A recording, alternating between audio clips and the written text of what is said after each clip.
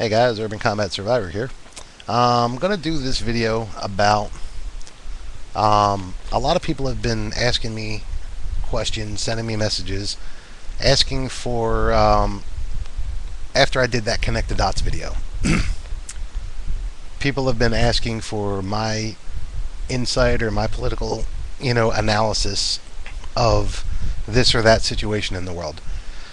And when I made this channel, I decided that I wasn't going to do politics because the purpose of this channel is survival in an urban or populated environment.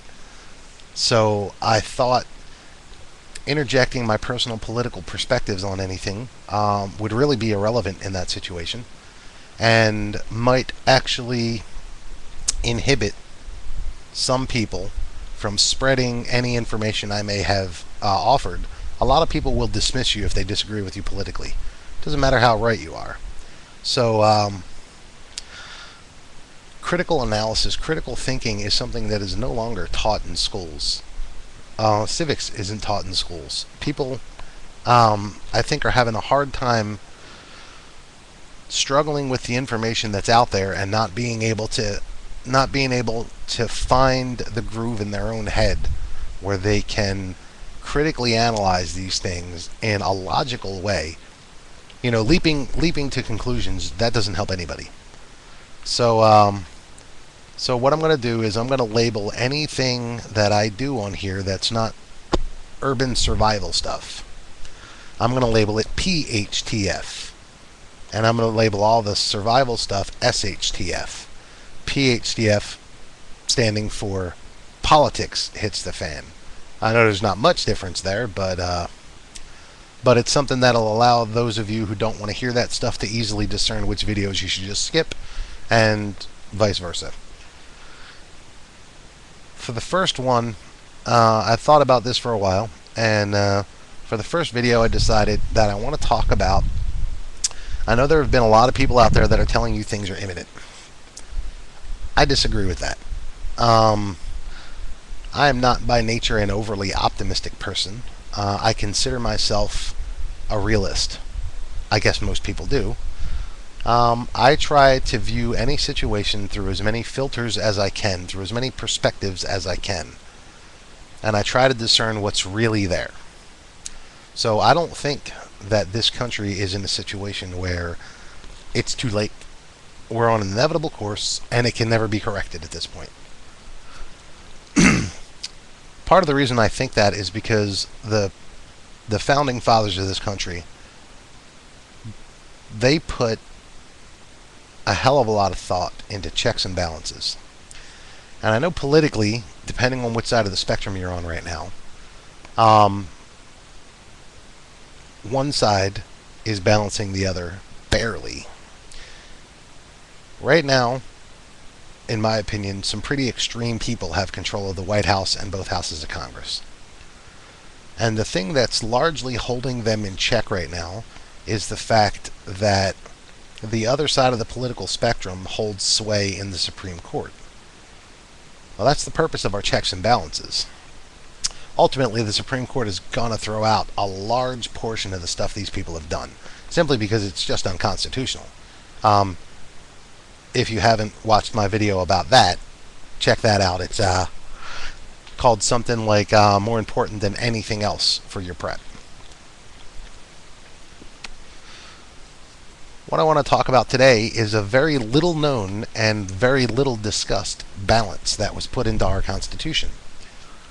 And it's something that I think the overwhelming majority of people in this country are utterly unaware of. And that is county sheriffs.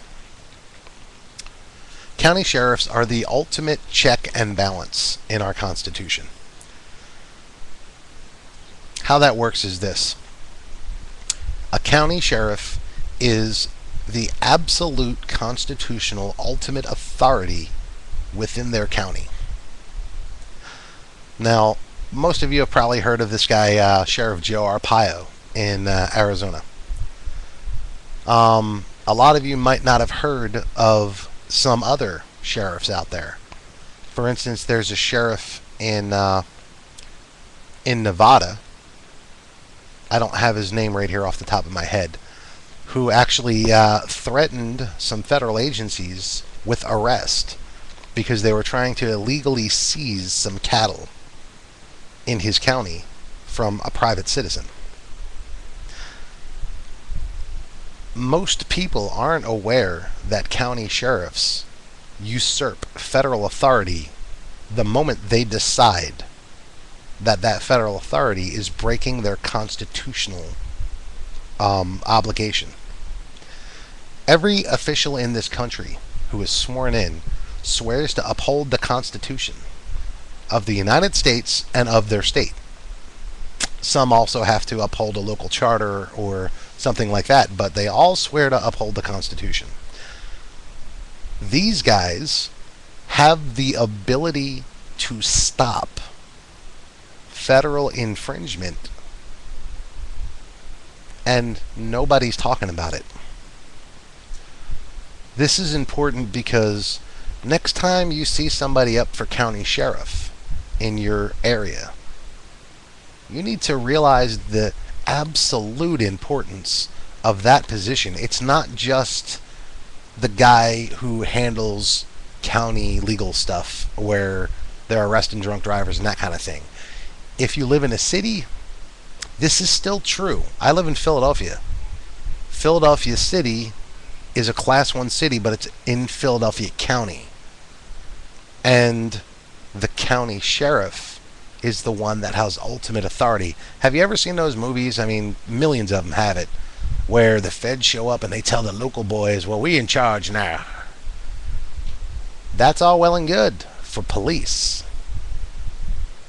See if they try that with a county sheriff, because that doesn't fly. A county sheriff can tell anyone, you're about to get arrested, buddy. You are breaking the Constitution. So when you hear about these feds, if you've ever read about the Ruby Ridge situation, shall not be infringed. He's actually the one that inspired me to make a channel. And he talked a little bit about what happened with Randy Weaver and Ruby Ridge.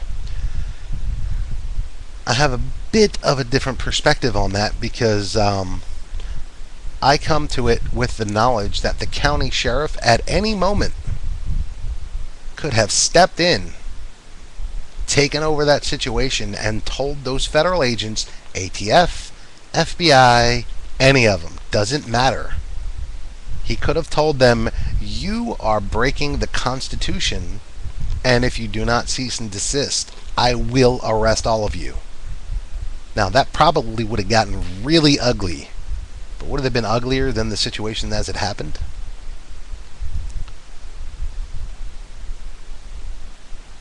You think about that. Think about it next time there are elections for the county sheriff in your area. Think about the importance of that post and realize that it does matter who you vote for and put in there. It matters whether or not the person who's campaigning for that actually holds a strict constitutional view of the world. Or are they some of those that are, well, the Constitution is a living document, it should change depending on the whim of, whoever the hell is in charge at this moment. Well, that's not the way the Constitution was written, in my opinion. That thing was etched in stone. It declared some truths. So if the Constitution is a living document, that means everything in it is up for negotiation and change. I don't believe that. Freedom is not up for negotiation. The right to keep and bear arms doesn't change because somebody today decided, well, they kind of don't like that, or they have some political motivation for trying to screw with it. The right to free speech doesn't change. The Constitution is not a living document. It's etched in stone. Forevermore, those rights are declared for the people of this country. So think about it, pay attention, If you believe it's already done, I mentioned shall not be infringed. Look into the county sheriff thing, man. Look into it. Look into the constitutional authority that they have. You know, they're called constitutional sheriffs. Think about it. Urban Combat Survivor, signing off on my first political video.